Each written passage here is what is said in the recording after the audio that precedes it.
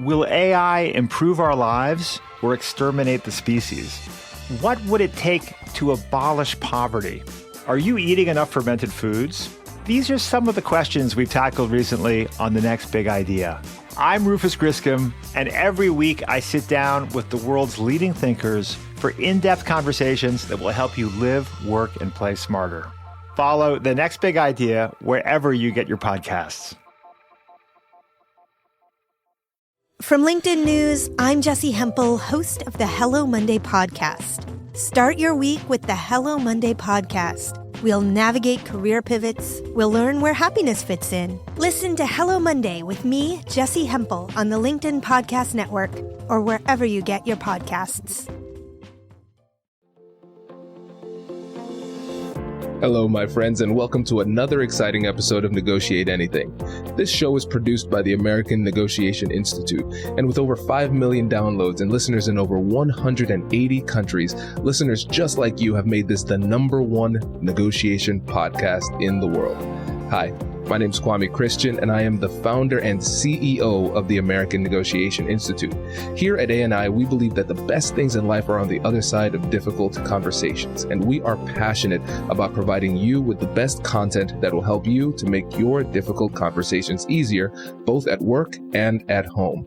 Lastly, I want to remind you that we offer consulting and conduct trainings, both virtually and in person, all around the world. Our focus is in 3 main areas. First, negotiation and conflict resolution. Second, leadership. And lastly, diversity, equity, and inclusion. Check the link in the description below to learn more about how we could work with you and your team. And now, without further ado, let's jump into the interview. Greg, thanks for joining us today. Happy to be here. Yeah, man, it's good to have you. So how about you get us started by telling us a little bit about yourself and what you do? Sure. So my name is Gregory Swinton, and I am an architect slash project manager for NBBJ. NBBJ is an international architecture firm. We have 11 offices worldwide, I believe.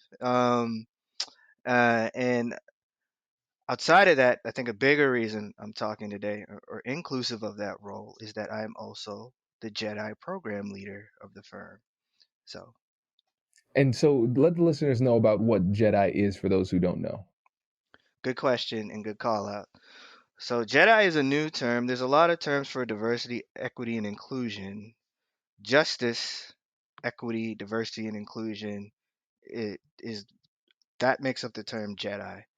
So as everybody knows, with the onset of like George Floyd last summer, there was this big awakening internally across the United States and also across my industry, multiple industries, but particularly in the architectural space as well. There's a lot of internal look at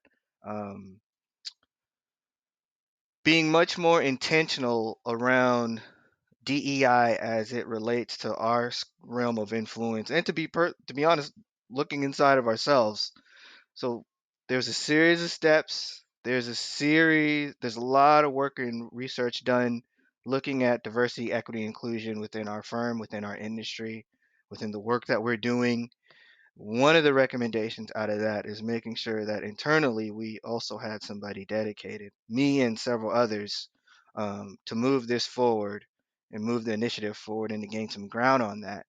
So, as the JEDI program leader, I am one of many on point to make sure that our firm is moving all of these things forward in the right way. Fantastic. Yeah. And so we connected last year when NBBJ started working with us, the American Negotiation Institute. And so for those of you who don't know who are listening, of course, yes, we do negotiation and conflict resolution trainings. That is our bread and butter.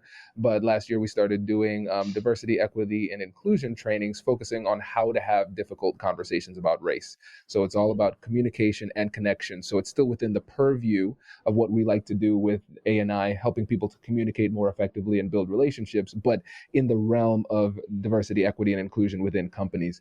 And so in this episode, what we're going to do is we're going to kind of highlight some of the key learnings that came from some of those trainings in the diversity, equity, and inclusion space and the negotiation and conflict resolution space. I think this is great because you are one of our clients who have done both of those types of trainings. And so what Greg's going to do is highlight some of the impact of the trainings and how he's been able to use the skills practically in his role. And then we're going to transition, and Greg is essentially going to interview me to a certain extent, with some lingering questions. Now that you've had several trainings and we've been working together for over a year, there's still some things that, even though we've touched on a lot, we can't touch on on everything. So then we can address some of those lingering questions too. So let's go ahead and start off kind of handing the ball to you, Greg. When you think about the key learnings that you've encountered over the past year, what kind of sticks out to you? Man, there's a couple. I think the first thing is just educating yourself. I think one of the bigger benefits to having you come in there is just, and you talked about these things in tandem. There's the diversity, equity, and inclusion, as well as conflict. Getting educated on these things, on bias, um, on how to have a conversation, on the things that you need to do before you have a conversation. The educational aspect of it can't be understated because essentially it's awareness. It's like it's education, but it's also a lot of awareness. One of the things that I think, one of the reasons why I think people appreciate having that kind of dialogue, and the way you facilitate is pretty cool too. Um, is you're learning and becoming aware all at once because there's things you didn't know that you can necessarily bring to a conversation, or ways you think about something. The amount of awareness that comes out of getting yourself educated and getting a large group of people educated has been extremely beneficial. So I use education and awareness as synonymously, because that's a lot of what I observed happening in the firm, my perception. Um, Outside of that awareness, specifically with regards to the DEI and conflict management, I think we already knew this from the George Floyd experience, the importance of trying to generate a sustainable and meaningful plan for moving DEI efforts forward in our firm. There's a lot of work into just generating the the actions and the things that we wanted to consider that we would consider for a plan, right? I think that amount of rigor also got pivoted into thinking about how to have a lot of these conversations around race, bias, all of these types of things. So, I mean, there's a few things that I've noticed that we've done a lot more. I think even as subgroups, we've been able to prep for conversations. So, we'll pick a date, we'll circle up as a group, we'll talk about what is it that we hope to have out of this conversation. Key question going into this: what do you want? What do you want? What do we want? Are we clear with what we want from them outside of this discussion? And it's funny because you think that's a very simple question that it's I think it takes a lot of rigor to get clear about that. So that's another thing that we've been implementing. We've educated ourselves and then just putting it into practice, building a plan, building strategy, thinking about the discussion, rehearsing it to a certain degree. Maybe not every point, but rehearsing it and just making sure that we are clear with what we're trying to say. Um, the other thing that we've been doing, and I've got my little list next to me, so if I look down, it's like I got like a whole list. I probably need to like put it like right on my lap, so it's like that hesitant look down, like the other thing. To be honest, it's just having the conversation. I think after you do all that work, the biggest impact that I think that I've the most beneficial piece is having the conversation. We have people at all levels of leadership that are willing to have the conversation. Um, Having the conversation around something that people aren't comfortable about, right? Like we will say it. We will say it at the beginning of the conversation. I remember one that I thought might have been a little bit more emotionally loaded, than it actually was. The person facilitating it, she said, I'm gonna be honest, I'm a little nervous and anxious talking to you about this. And the other side, the leadership was like, no, it's okay. Like, we don't, we don't have to be nervous. But the acknowledgement of the emotion, whether or not it was perceived or reality, unloads the conversation. It unloads the pressure. And the conversation was one of the best that we had. Like, everybody left. I think I hadn't circled up with leadership, but my impression based on the conversation was they felt like it was very collaborative. I know the other group that had the conversation, they felt like it was great. Like, they felt like it was a very productive conversation. And in the past, I don't know that that perception's always existed on that level. Um, so just there's just a lot of rigor that was put into going into these conversations uh, around justice, equity, diversity, and inclusion. And the funny thing is, like, there's a few things that I noticed that you note that can help somebody be persuasive, and some questions that we ask us. Man, I'm rambling, but I'm gonna keep going. So some key questions is like we always ask ourselves: do we want to be persuasive, or do you want to be right, or do you want to be persuasive? Do you want to be right, or do you want to be persuasive? Do you want to go in here and make a point, or do we want to be able to open some channels for better communication? And we've got so many people in our firm that are really, really good at going into these discussions. And I think they're just getting better. And it's just a lot of the things we practice. You noted creativity.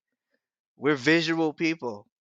So the ability to use visuals to put a point out there, I've found that I think that we're pretty successful at. As our contract might have a little bit more visuals, if I were to try to translate the way you negotiate to what I've seen lends itself well to an architecture firm.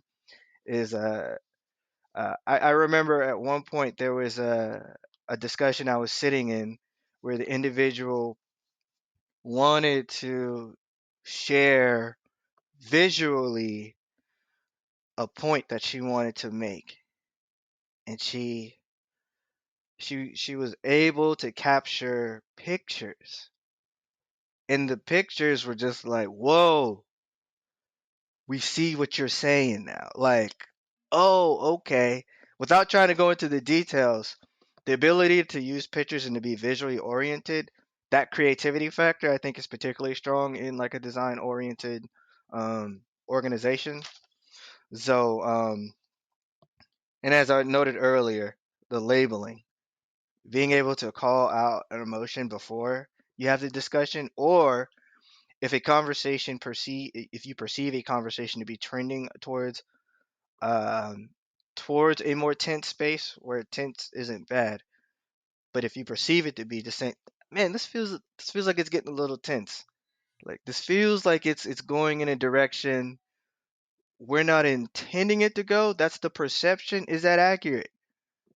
Takes all of the Immediately starts to take all of the tension out of it, and the dialogue can become a little bit more okay.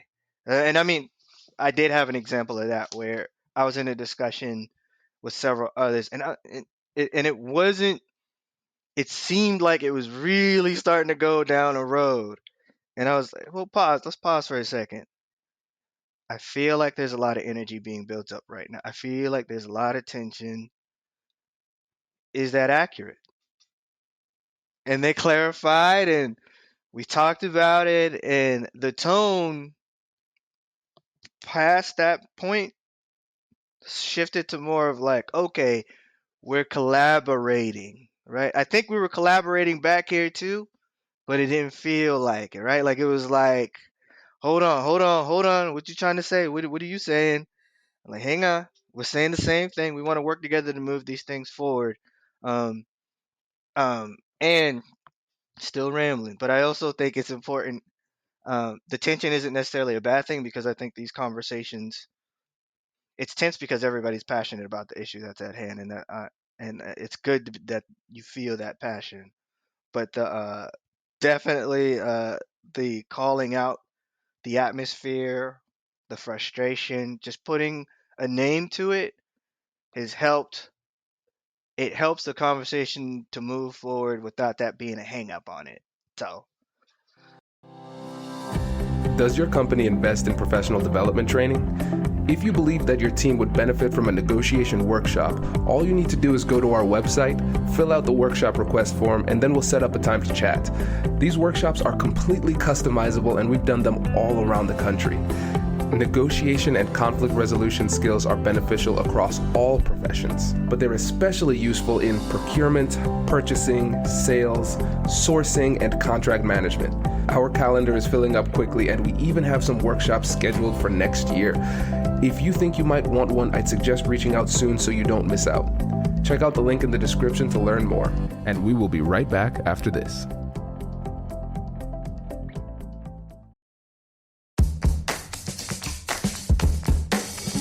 Hey you, I'm Andrew Seaman. Do you want a new job?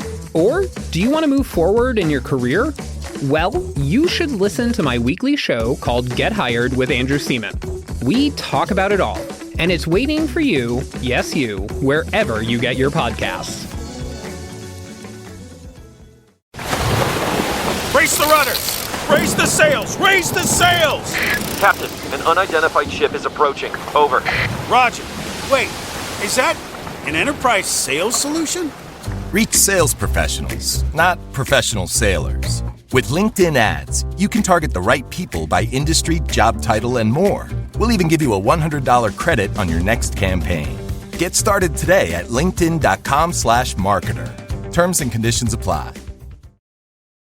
Yeah, this is great. And so for me, as the person who's the leader of the training and everything, it means a lot to know that it's actually had some actual tangible benefits, because you and the team have been able to recognize these situations where conversations have to happen, whether it's in the DEI space or something more business related. You recognize, hey, this is a moment where we need to talk about something. And then we say, how do we go about talking about it? And so I know listeners, you've probably heard this a few times. I know Greg and the team have heard it a ton, but if you go to our website, americannegotiationinstitute.com/guide, you can get access to all of those guides that can help you to prepare for your difficult conversations, whether it's negotiation, conflict management, or in the DEI space as well. And so remember what Greg said. He talked about the benefit of actually taking the time to prepare and knowing how to prepare. That was something that we touched on numerous times over the trainings, and just taking that time to go through the conversations more intentionally, that really helps. And one of the things that you mentioned, Greg, that's really interesting is the fact that whether it's a business situation or DEI, you're recognizing that really one of the most important aspects of these conversations is how to manage emotions effectively. It's not about hitting people over the head with data or trying to be right or rationalize or logic them to death or anything like that. It's about creating that human connection and recognizing that everybody here in these conversations, they're going to have emotions. And we're not going to be able to have a productive conversation unless we have a tool in place, like the compassionate curiosity framework, to overcome those emotions effectively. And then when everybody in the room is on the same page because they've gone through that same training, you have that same language. You're playing from the same playbook. And now everybody can get in line and we can have a much more productive conversation. right, right.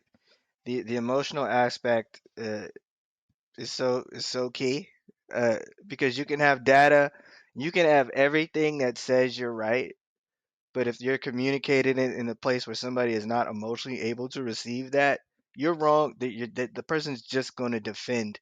You can say the same thing over and over again. If the person isn't in a place to emotionally receive that, they're not going to hear it. So I'm just I'm just giving you an amen to everything you just said. I appreciate it. With the time we have left, and I know we've covered a lot in terms of what you and the team were able to get from the trainings. Even though we've been working together for a year, I know there's still some lingering questions. Like some of the Mhm. scenarios that might come up, they don't fit nicely within the trainings that we've addressed, right? And so Yes.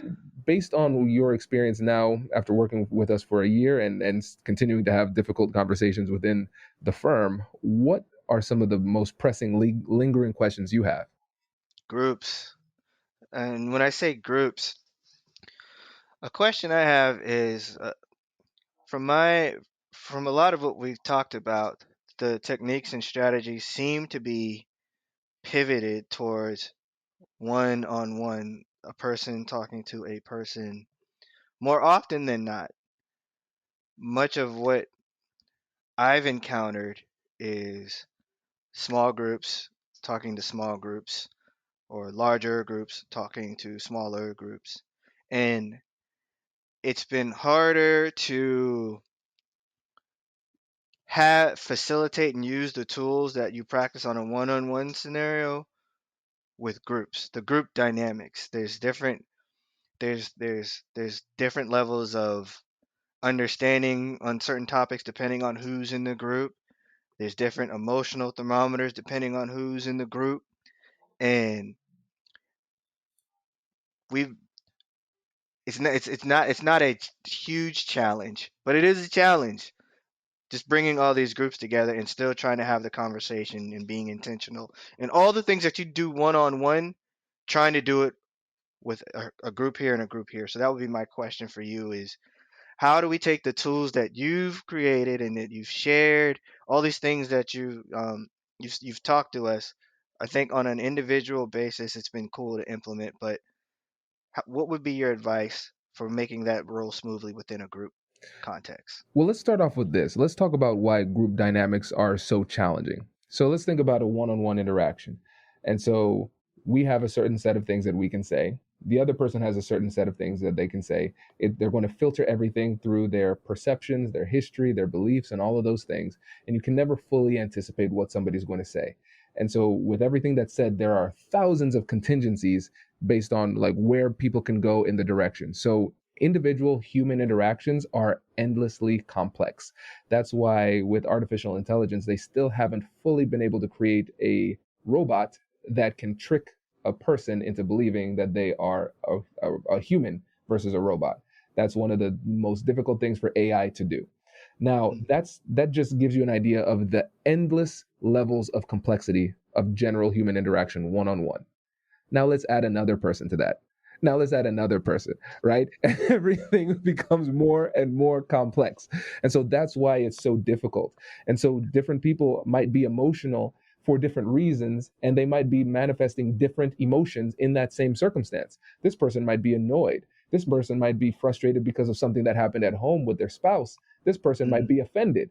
And so you can never assume that everybody is feeling the same way for the same reason. Again, adding to the levels of complexity. And so what we have to do is bring a little bit of order to this complexity. We have to find some kind of way to organize the conversation so people can more or less get on the same page and at least start moving in the right direction. And so this kind of will go back to what we talked about in the workshop that we did for the leaders on facilitation, how to facilitate a meeting. And here's the thing, Greg, that often makes it difficult, because when you think about facilitation and the skill sets that are involved with facilitating a meeting, and so that's just having a leader who is organizing the discussion in a way that makes sure that the conversation stays productive and everybody feels seen, heard, and respected throughout the process.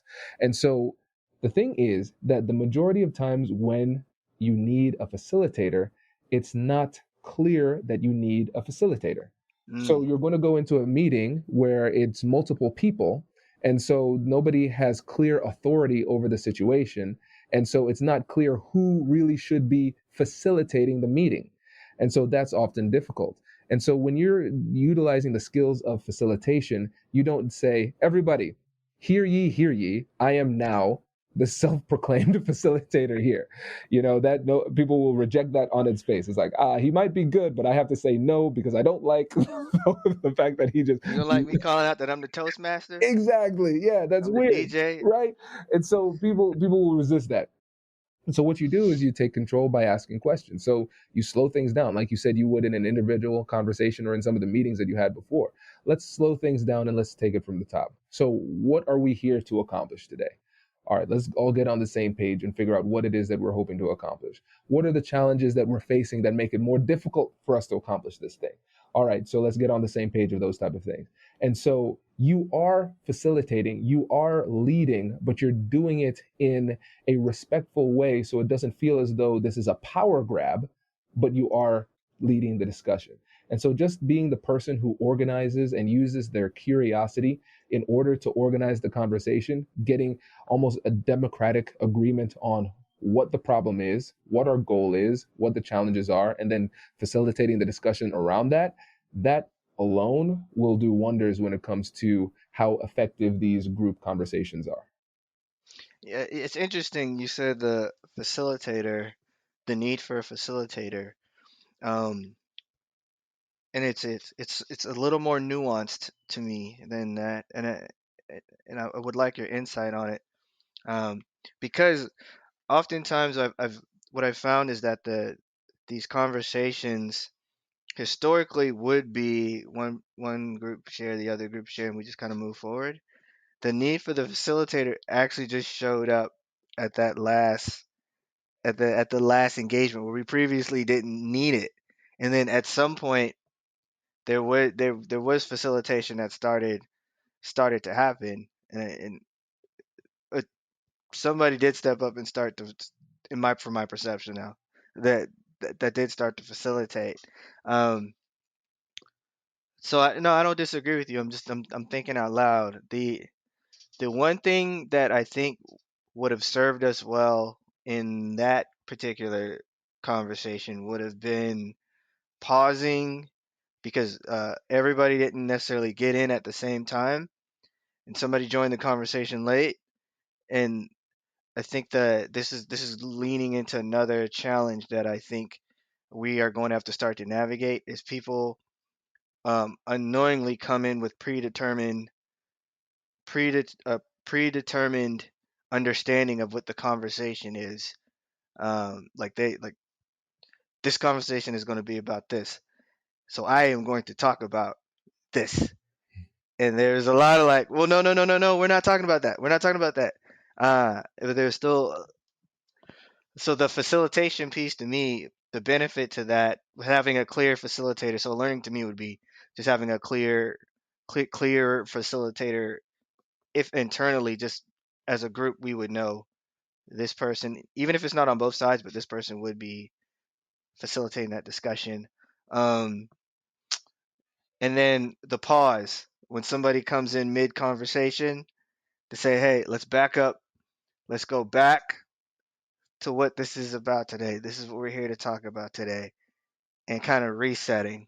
That was one thing that I think caused a little bit more tension on that particular call too. Was that it's just and it's just hard to get everybody at the same time. And Mhm. then when you do get people, they come in and they hear, like, I think they hear mid sentence, and it's like, oh, okay, I know what you're talking about. We're like, no, no, no. Yes, yes. Yeah. Yeah, no, that happens. So the first thing you typically would want to do when you're thinking just logically is say, hey, listen, let me let this person know that they are misunderstanding the situation. But the tool that I use is a little bit more counterintuitive, because if I say, hey, no, you got it wrong, no, you're misunderstanding this, a lot of times somebody's ego might be wrapped up into their level of understanding. And so they're like, whoa, whoa, whoa, you don't know. I am right. Usually that's where most people begin their arguments. First of all, I'm right. No, and that's it, right? And so I want to circumvent that. I want to allow them to save face. I want them to feel good about themselves, and allow them to continue to have their dignity and self-respect going through this conversation, and then with our relationship going forward, right? And so what I would say is this. I'll say, hold on 1 second. Let me just make sure I'm understanding you correctly, Greg. Can you give me a quick synopsis on what you believe is happening here? And so what I Mm. would do is I would give them an opportunity to share their current understanding of the situation. And that gives me an ability to pinpoint where the misunderstanding has occurred. And so then I take responsibility for it. I say, listen, Greg, I apologize. I didn't do a good job of explaining this. Do you mind if I explain this one part again? I think that might help us to get on the same page. And so I'm not saying, hey, I'm sorry that you are too ignorant to understand me, right? I'm not going to say it's like an indictment of their intelligence. I'll just Yeah. say, yeah, I could have communicated that better. Let me try again, right? And so that triggers a little bit of curiosity, because they say, oh yeah, Kwame didn't communicate that well. Let me try to understand it again. now we can be on the same page and we can move forward and everybody still feels good about themselves. That's excellent. That I think the thing that helped that particular discussion was the call out on the, I think we're going down a path we're not, I'm not sure we're aligned on the path we're going down, and then that created the space. The question that you asked, which is also leading into another question that I want to ask you, the curiosity that was in that question opened it up for somebody to be a little bit more collaborative and non-defensive, like you said. Like, it's not an ego. I'm not trying to tell you you don't get anything. um I'm trying to open it up because it appears that what was communicated wasn't communicated clearly enough. So let me reset and make sure that we're all on the same page. The curiosity is a good question, because there's curiosity before you get into the conversation, and then curiosity when you are actually in the conversation. And having some really good questions in the conversation. One observation that I've perceived is that after a series of conversations, it's important to have the right question. And sometimes the questions that you have prepared as literally questions can be interpreted as um, with a particular agenda that isn't there. It's like a question. You have a question. There's questions that I have that we're asking, and the perception from where I'm sitting at is that the question is an accusation, not a question. So, what would you say would be some really good questions in the conversation to ask? Like three questions. Yeah. Because I feel like we set up some good questions, and I feel like the questions are set up good, but I think there could be improvement on that. So I'd want to ask you that. Yeah, so let me address some principles, and I know a couple of them I've shared in our trainings, and some of them I haven't. So the first one is, oftentimes, especially when there's a potential for high emotionality in the conversation, avoiding questions that start with why is a Correct. We really don't do no strong why way. questions. Good, yeah, because Yep. that can sound accusatory even if it's not meant to be. Hmm. The other thing is, I like to give a preamble a lot of times. Mm. And that might be the lawyer in me wanting to give a disclaimer, but just like 1 to 3 sentences explaining why I'm asking this question. So I'll just say, Greg, I have a question for you. And before I ask the question, I want to explain why I'm asking this question. Well, This, yeah. that, and the other. This is why I'm asking the question. And the question is blank. Because when you ask a question, people aren't just going to answer the question. They're also going to ask themselves, why is Greg asking me this question? Right. What is the rationale behind that? And especially if they're at a state of heightened emotionality, it makes it more likely for them to interpret malicious intent to the question, regardless of the veracity of that claim. And so I want to, as much as possible, take 1 to 3 sentences to reaffirm the relationship and clarify why I'm asking what I'm asking, so the person feels a little bit more comfortable with the question before I drop the question. That's great advice. Yeah, so that's one thing that is really powerful. And the other thing is using some question softeners. There's certain things that you can put before a question that, for whatever reason, I can't explain the psychology of it, but it seems to soften the question. So one of my friends, Becky Salzman, her whole company is all about curiosity. She has a podcast, I believe it's called Curiosity Lab. Great podcast. And she says that simply saying, out of curiosity, before asking your question, for whatever reason, makes people feel less threatened by it, right? Mm. I don't know, I can't Wow. explain it why, but just think about it. Think about some of your conversations and try this a little bit, especially in a tough conversation. Out of curiosity, it helps people to feel a little bit more comfortable. Most people are not afraid of curiosity, unless you are familiar with old American adages of cats. But other than that, nobody's afraid of curiosity. That's not a threatening thing. So saying out of curiosity is another great way. And then another word preamble I like, or introduction, is help me to understand.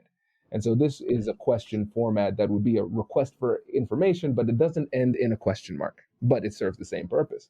And so help me to understand, usually if people are asking for help, it's usually not a threatening type of thing. And so again, you're approaching it in a non-threatening way. So help me to understand this. It's showing, hey, it's not that I'm accusing you of anything. I'm just not understanding right here, and you have the answer. So can you help me to understand this type of thing? That's really good. The preambles to the question, uh, it's funny. My fiance and I are doing premarital counseling, and that preamble, it's almost like I want to share. I'm gonna share an emotion, but I want to let you know I'm just sharing an emotion, not to blame you. I'm sharing an emotion because it's what I got. Yeah. It takes the heat off of what you're about to say, and I think the preamble, the out of curiosity, to help me understand that that that was that is definitely something that I think we could use, particularly me. I could institute more as these conversations progress. And one thing that you indirectly talk to that I think is a benefit is knowing when the best time is to have a conversation and making sure that what's happening around the time frame, like it's probably not good to have a conversation with somebody when they are under a lot of they're trying to hit a whole bunch of deadlines all at the same time, and then you're going to squeak in a conversation. So they're coming in high intensity, high stress.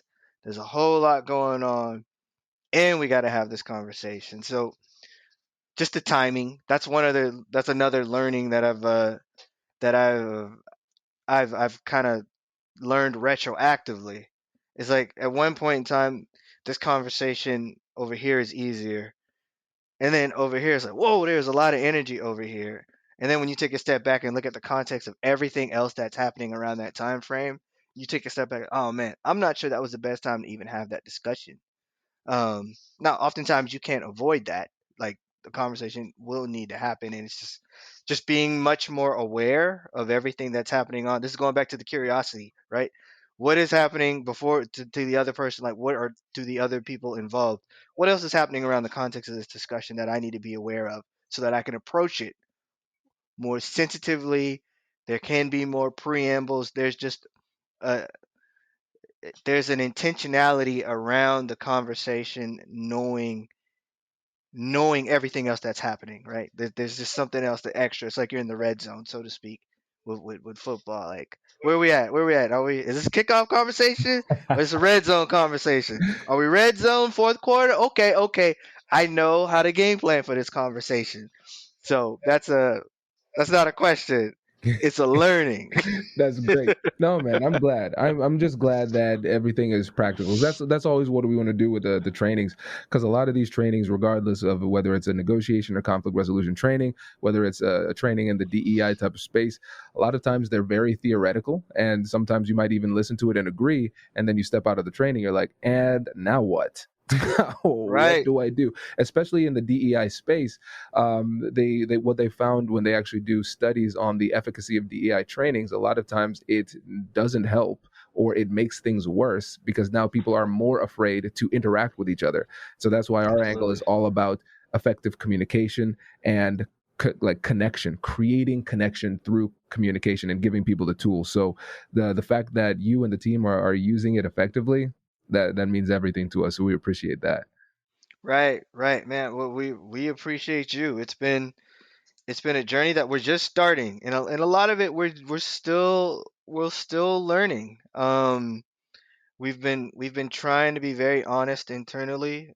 We've got a group of advisors and ambassadors working to roll out a lot of these initiatives and aspirations and direction. And is there we're still new to this, right? There's a lot. The rehearsing, the practicing, even when we do our group calls, just to like, hey, you guys go off one on one and talk. Like it's been extremely beneficial, and it's also a benefit that everybody, leadership, and otherwise, we're all like we're all like, okay, like I think we're coming to the conversation with a shared understanding at different levels, but enough to where I heard one comment where they're like, "Oh, I think you just Kwame'd me," and I was Oh, that's great. That is great. That's I great. was like, well played. So, man, it's fun, and I'm looking forward to learning more. Appreciate it, man. Well, I appreciate you taking the time to chat with us today. Thank you, and me too. I'm looking forward to continuing to work with you and your team. Congratulations! You've just joined an elite club. By listening to a full episode, you're now officially on the Negotiate Anything team. So welcome aboard. What most team members do is they subscribe to the podcast because that allows them to automatically get the latest episodes of the show. The best things in life lie on the other side of difficult conversations. Keep learning, keep practicing, and keep getting better. Your relationships will improve, your career will soar, and you'll have the confidence you need to get the most out of these crucial conversations. Again, thank you for joining the team. We're excited to have you, and I will see you in the next episode. I'll catch you later.